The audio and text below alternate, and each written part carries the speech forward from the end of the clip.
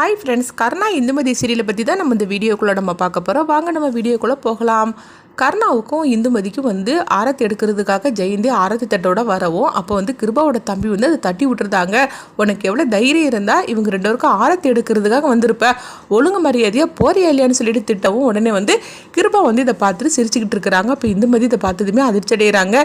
என்னது வந்ததுமே இவங்களுடைய வேலையை காட்டிட்டாங்க அப்படின்னு சொல்லிட்டு அவங்க அதிர்ச்சி அடையவும் அப்போ உடனே கிருபாவோட அப்பா சொல்லிட்டு இருக்கிறாங்க, ஏன்டா இந்த மாதிரிலாம் நீங்கள் பண்ணிட்டு இருக்கிறீங்க, அவங்க ரெண்டு பேருக்கும் ஆரத்தி எடுக்கிறதுனால உங்களுக்கு என்னதான் குறைஞ்சி போச்சு அப்படின்னு சொல்லவும் உடனே அவங்க சொல்லிட்டு இருக்கிறாங்க, அப்பா நான் சொன்னது தான், இந்த விஷயத்துல நீங்க தலையிடாதீங்க, அமைதியா இருந்து என்ன நடக்குதுன்னு மட்டும் பார்த்துட்டு இருக்கீங்க அப்படிங்கவும் அப்ப ஜெயந்தி பயந்து போய் நின்றுட்டு இருக்கும்போது ஜெயந்தி கிட்ட அவங்க கணவர் சொல்றாங்க, உனக்கு எவ்வளவு தைரியம் இருந்தா இவங்க ரெண்டு பேருக்கும் ஆரத்தி எடுக்கிறதுக்காக நீ வந்திருப்ப, உனக்கு யார் அந்த அளவுக்கு தைரியம் கொடுத்தது அப்படிங்கவும் உடனே ஜெயந்தி பயந்து போய் சுகுணா பின்னாடி நின்றுக்கிட்டு தாங்க.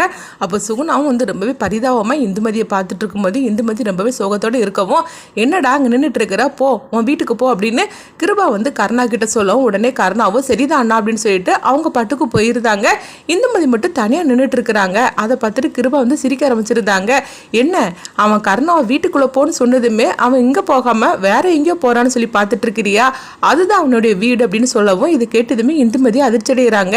நீ நினைச்ச மாதிரிக்கு கருணா ஒன்று என் கூட பிறந்த தம்பிலாம் கிடையாது, அவன் ஆஃப்டால் நான் சொல்ற வேலையை செய்யக்கூடிய ஆளுதான் அவன் அப்படிங்கிறாங்க.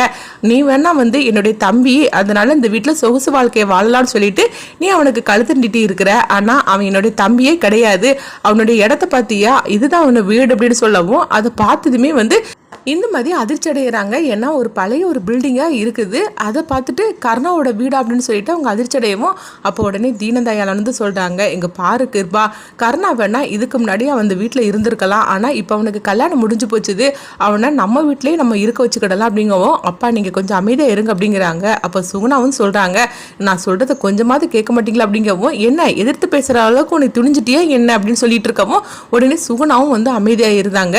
நீங்கள் பாரு, நான் இந்த வீட்டுக்குள்ள விடுவேன்னு சொல்லிட்டு நீ எதிர்பார்த்து நின்றுட்டு இருக்காத, வேலைக்காரங்களை எல்லாம் நான் வீட்டுக்குள்ளேயே நான் விட்டுறது கிடையாது அப்படின்னு சொல்லவும் இது கேட்டதுமே இந்துமதி அதிர்ச்சி அடைகிறாங்க. கர்ணா என்னோட தம்பி, அதனால அவனை கல்யாணம் பண்ணிக்கிட்டு சொகுசான ஒரு வாழ்க்கையை வாழலாம்னு சொல்லிட்டு எத்தனையோ கனவுகளோட வந்திருப்ப, ஆனா இப்ப புரிஞ்சுக்கோ, கர்ணா என் தம்பியே கிடையாது, நீ இந்த வீட்டுக்கு மருமகளும் கிடையாது, நீ அவன் நான் சொல்ற வேலையை செய்யக்கூடிய எடுபடி ஆள் தான் அவன் அப்படின்னு சொல்லவும் அவனுடைய பொண்டாட்டி தான் நீ அப்படிங்கிறாங்க. இது கேட்டதுமே இந்துமதி அதிர்ச்சியோடு திகைச்சு போய் நின்றுட்டு இருக்கவும் அப்ப கிருப்பாவும் அவங்க தம்பியும் நக்கெல்லாம் அவங்க சிரிக்க ஆரம்பிச்சிருந்தாங்க. அதை பார்த்துட்டு இந்துமதி சோகத்தோட கண்கலங்கி அவங்க வாசல்ல நின்றுட்டு இருக்கிறத பார்த்துட்டு சுகுணாவுக்கும் ஜெயந்திக்கும் ரொம்பவே கஷ்டமா இருக்குது.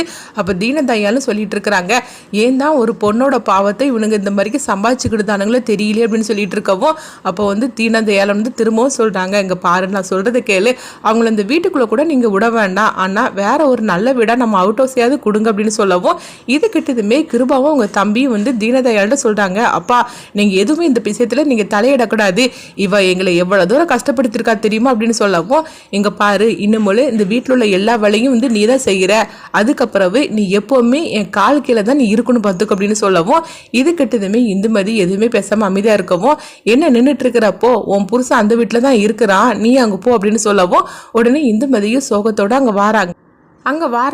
வந்ததுமே பார்த்ததுமே அவங்க அதிர்ச்சி அடைகிறாங்க. ஏன்னா அது ஒரு கார் ஷெட்டாக இருக்குது, ரொம்பவே பழைய ரூமாக இருக்குது, அதில் ஒரு கட்டில் மட்டும் இருக்கவும் அந்த ரூமில் தான் கர்ணா தங்கியிருக்கிறத பார்த்ததுமே அவங்க அதிர்ச்சி அடைகிறாங்க. இந்த ரூமில் தான் நீ இருக்கிறியான்னு சொல்லி கேட்டுட்டு இருக்கவும், ஆமாம் இந்த ரூமில் தான் நான் இருக்கிறேன், இதுக்கு என்ன அப்படின்னு சொல்லி கேட்டுட்டு இருக்கும்போது உடனே இந்துமதி அழ ஆரம்பிச்சிருந்தாங்க. இங்கே பாரு, இதுதான் நம்மளுடைய வீடு, இங்கே தான் நம்ம இருந்தாகணும், நீ நினைக்கிற மாதிரிக்கே அந்த வீட்டுக்குள்ளெல்லாம் நம்ம இருக்கலாம் முடியாது, எங்கள் அண்ணன் இங்கே தான் இருக்க சொல்லியிருக்கிறாரு, அதனால நீயும் இங்கே தான் இருந்து ஆகணும் அப்படின்னு சொல்லவும் அப்போ இந்துமதிக்கு என்ன பண்ணதுன்னே தெரியல. அடுத்ததாக பார்த்தோம்னா அவங்க பாட்டு போகவும் அப்போ கர்ணா எதுவுமே பேசாமல் அவங்க பாட்டுக்கு கிளம்பி போகிறாங்க. அப்போ இந்துமதி நினைக்கிறாங்க, இப்படி நம்ம இவங்க கிட்ட மாட்டிக்கிட்டோமே, நம்ம அக்காவோட வாழ்க்கையை நம்ம எப்படியாவது காப்பாற்றுறதுக்காக நம்ம இப்படி மாட்டிக்கிட்டோமே அப்படி சொல்லிட்டு இருக்கும்போதே அடுத்ததாக பார்த்தோம்னா திரும்ப உடனே கர்ணா வராங்க. வந்ததுமே இந்துமதி சொல்லிட்டு இருக்கிறாங்க, எப்படியாவது 10 லட்ச ரூபா பணத்தை அவர்கிட்ட இருந்து நீங்கள் வாங்கிட்டு கொடுங்க அப்படிங்கும்போது, எங்க பாரு எங்கள் அண்ணனுக்கு எப்போ ரூபா கொடுக்கணும் எப்போ கொடுக்கக்கூடாதுன்னு சொல்லிட்டு அவருக்கு தெரியும். நீ ஒன்று இந்த மாதிரிலாம் பேசிட்டு இருக்காதுன்னு, என்ன வந்ததுமே எனக்கும் எங்கள் அண்ணனுக்கும் தகராறு நடத்துலான்னு சொல்லி நினச்சிட்டு இருக்கிறியா? அது கனவுல கூட நடக்காது. ஆமாம், உங்கள் அக்கா கல்யாணம் நடக்கிறதுக்காக எங்கள் அண்ணங்கிட்ட போய் நான் வந்து உனக்காக வந்து ரூபா கேட்டுட்டு இருப்பேன்னு நினச்சிட்டு இருக்கிறியா? அது கனவுலோடு நடக்காது. எங்கள் அண்ணனை என்ன முடிவெடுக்கிறாரோ அதுதான் முடிவு. அப்படிங்கும்போது எதுக்காக இப்படிலாம் நீ பேசிகிட்டு இருக்கிற?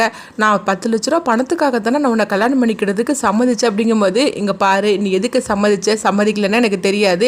எங்கள் அண்ணன் உன் கழுத்தில் தாலி கட்ட சொன்னார், நான் தாலி கட்டினேன், அவ்வளோதான் அப்படின்னு சொல்லிட்டு திரும்பவும் அவன் வந்து அங்கேருந்து கிளம்பி கருணா போகவும் இதெல்லாம் கேட்டதுமே இந்துமதி வந்து பயப்பட ஆரம்பிச்சிருந்தாங்க. ஐயோ, நம்மளுக்கு பணம் தருவாங்களா மாட்டாங்களான்னு ஒன்றுமே புரிய மாட்டேங்குது. நம்மளை நம்பி தானே நம்ம அக்கா இருக்கிறா, இப்போ என்ன பண்ணுறதுக்கு தெரியலையே அப்படின்னு சொல்லிட்டு அவங்க ரொம்பவே பதட்டத்தோடு இருந்துட்டு இருக்கிறாங்க. அடுத்ததுங்க பார்த்தோம்னா கிருபா வந்து அவங்க தம்பிக்கிட்ட சொல்கிறாங்க, வசமா நம்மக்கிட்ட மாட்டிக்கிட்டாடா அப்படின்னு சொல்லிட்டு இருக்கும்போது, ஆமாண்ணா, அவளை பழி வாங்குறதுக்கு நம்மளுக்கு நல்லாவே வாய்ப்பு கிடைச்சிருக்குது. அவளை சும்மா விடக்கூடாது. நம்மளை எப்படிலாம் அவள் வந்து கஷ்டப்படுத்தினா, இன்னுமேலு அவளுடைய வாழ்க்கை நம்ம கையிலடா அப்படின்னு சொல்லிட்டு இருக்கவும் இவங்க 2 பேரும் சொல்லி சிரிச்சிட்டு இருக்கும்போது உடனே எங்கே பார்த்தோம்னா சுகுணாவை தான் காட்டுறாங்க. அப்போ வந்து அவங்க பொண்ணு வந்து சொல்லிட்டு இருக்கிறாங்க, என்னம்மா இவங்க இப்படிலாம் நடந்துக்கிட்டு இருக்கிறாங்க, அண்ணி அங்கே எவ்வளோ தூரம் கஷ்டப்படுவாங்க, இவங்க கொஞ்சம் கூட புரிஞ்சுக்க மாட்டாங்களா? அது மட்டும் இல்லாமல் அந்த கார் ஷெட்டில் போய் அவங்க எப்படிமா தங்க முடியும் அப்படின்னு சொல்லவும், ஆமாம், நீ சொல்கிறதெல்லாம் கரெக்டு தான். ஆனால் நம்மளால் என்ன பண்ண முடியும்? அந்த பொண்ணு இந்த வீட்டில் இன்னும் எவ்வளோ தூரம் கஷ்டப்படுற போகிறால தெரியலையே அப்படின்னு சொல்லிட்டு இருக்கவும் அடுத்து வந்து ஜெயின்னு வந்து சொல்லிட்டு இருக்கிறாங்க, இவங்களுக்கெல்லாம் நல்லதே கிடைக்காது. ஆனால் பாரு, அவங்க தான் சந்தோஷமாக வாழ்ந்துக்கிட்டு இருக்கிறாங்க. இதெல்லாம் சீக்கிரத்திலே நிலைக்காது. சீக்கிரத்திலே இவங்களுக்கு என்ன நடக்க போதோ தெரியல அப்படின்னு சொல்லிட்டு ஜெயின் வந்து சுகுணா கிட்ட சொல்லிட்டு இருக்கவும் அப்போ சுகுணா சொல்கிறாங்க, இன்னைக்கு அவங்களுக்கு ஃபர்ஸ்ட் நைட்டு. அது மட்டும் இல்லாமல் அவங்க இதுக்கு மேலேயும் வந்து அந்த கார் ஷெட்டில் போய் எப்படி தங்க முடியும்? ஒன்றுமே புரிய மாட்டேங்குது அப்படின்னு சொல்லிட்டு இருக்கவும், சரி இவங்களுக்கு தெரியாமல் நான் கொஞ்சம் பால் ஸ்வீட்டெல்லாம் வந்து அவங்களுக்கு கொண்டு கொடுத்துட்டு விட்டோம். அப்படிங்கும்போது, ஆமாம், ஆரத்தை எடுக்கிறதுக்கே வந்து உன் புருஷன் தட்டை தட்டி விட்டாரு, இதில் நீ இதெல்லாம் கொண்டுட்டு போய் கொடுத்தேன்னு வச்சுக்கோங்க, அவ்வளோதான், இங்கே இருந்து என்ன நடக்கணும் உனக்கே தெரியும்ல, அதனால் அதெல்லாம் ஒன்றும் வேண்டாம் அப்படிங்கிறாங்க. என்னத்தை பண்ணுறதுக்கோ இவனுக்கிட்ட போய் இந்த பொண்ணு மாட்டிக்கிட்டு சின்ன பொண்ணம்மா தவிக்க போகிறா அப்படின்னு சொல்லிட்டு இருக்கவும் அடுத்துதான் அங்கே பார்த்தோம்னா தீனதயாளன் வந்து அவங்க ஜெயந்திக்கிட்டே சுகுணாகிட்டே சொல்கிறாங்க, ஏம்மா இந்துமதிக்கு ஏதாவது வேணும்னா கொண்டு கொடுத்துட்டு வரக்கூடாதா? அந்த பொண்ணு எப்படிமா அந்த ரூமில் போய் படுப்பா? அது மட்டும் இல்லாமல் கருணா வந்து அந்த ரூமில் தங்கியிருக்கிறானா சரி, ஆனால் ஒரு பொண்ணு போய் அந்த ரூமில் தங்கணுன்னா எவ்வளோ தூரம் கஷ்டப்படணும்? அங்கே எந்த வித வசதியும் கிடையாது. படுக்க ஒரு நல்ல பாய் தலைவணி கூட கிடையாது. அந்த பொண்ணுக்கு ஏதாவது வேணும்னா கொண்டு கொடுத்துட்டு வரக்கூடாதாம்மா, அவளை போய் பார்த்துட்டு வரக்கூடாது அப்படின்னு சொல்லவும், என்ன நினச்சிட்டு இருக்கீங்க மாமா? ஆரத்தை எடுக்கும்போது உங்கள் பையன் தட்டை தட்டி விட்டதை பார்க்க தானே செய்வீங்க. இதுக்கு மேலே நான் போய் என்ன உதவி பண்ண முடியும்? அந்த பொண்ணு இவனுக்கிட்ட சிக்கிக்கிட்டு என்ன கஷ்டப்பட போகிறாலும் தெரியல, அதை நினச்சாலே ரொம்ப கஷ்டமாக இருக்குது அப்படின்னு சொல்லிட்டு இருக்கவும் அப்போ தீனதயாளன் வந்து சொல்லிட்டு இருக்கிறாங்க, ஏன் தான் இந்த பாவத்தை அவனுங்க சம்பாதிக்கிறாங்கன்னு தெரியலையே அப்படின்னு சொல்லிட்டு அவங்களும் கண்கலங்கி அழுதுகிட்டு இருக்கிறாங்க.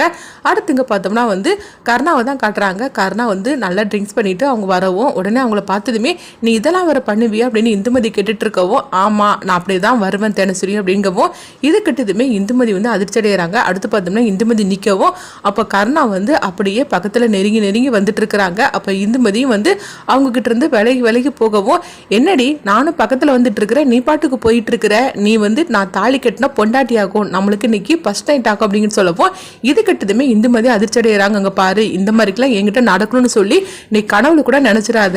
நான் வந்து உன்னை கல்யாணம் பண்ணிக்கிட்டேன்னா எங்க அக்கா கழுத்துல தாலி ஏறணும், அவ கழுத்துல தாலி ஏறணும்னு ஒரே காரணத்துக்காக தான் நீ என் கழுத்துல தாலி கட்டும் போது நான் அமைதியாக இருந்தேன். மற்றபடி நம்ம 2 பேருக்குள்ள எந்தவித உறவும் கிடையாது அப்படிங்கவும், நீ வேணா எதனாலும் நினைச்சுக்கோ, சும்மா எப்ப மத்தாலும் அக்கா அக்கான்னு சொல்லிட்டு இருக்காதானே. இப்போ நான் வந்து உன் கழுத்துல தாலி கட்டி இருக்கிற, நீ வந்து என்னுடைய பொண்டாட்டி ஆகும், அதனால ஒரு புருஷனோட விருப்பத்தை நீ நிறைவேற்றியே ஆகணும் அப்படின்னு சொல்லிட்டு அவங்க கையை பிடிக்கவும் இப்போ இந்துமதி வந்து அவங்க அடிக்கிறதுக்காக கருணாவை கை வாங்குறாங்க. அப்போ உடனே வந்து கருணா வந்து அவங்க கையை பிடிக்கிறாங்க. பிடிச்சதுமே அவங்க பக்கத்துல நெருங்கி வரவும் இதை கொஞ்சம் கூட எதிர்பார்க்காத இந்துமதி வந்து கருணாவோட பிடியில சிக்கி தவிச்சிட்டு இருக்கிறாங்க. இந்துமதி தன்னுடைய அக்கா கல்யாணம் நடக்கணும்னு சொல்லிட்டு தான் அவங்க இந்த கல்யாணத்துக்கு சம்மதிச்சாங்க. அவங்க எதிர்பார்த்தபடி அந்த பணம் வந்து அவங்க கைக்கு கிடைச்சதா அப்படின்னு சொல்லிட்டு வெயிட் பண்ணி பார்க்கலாம்.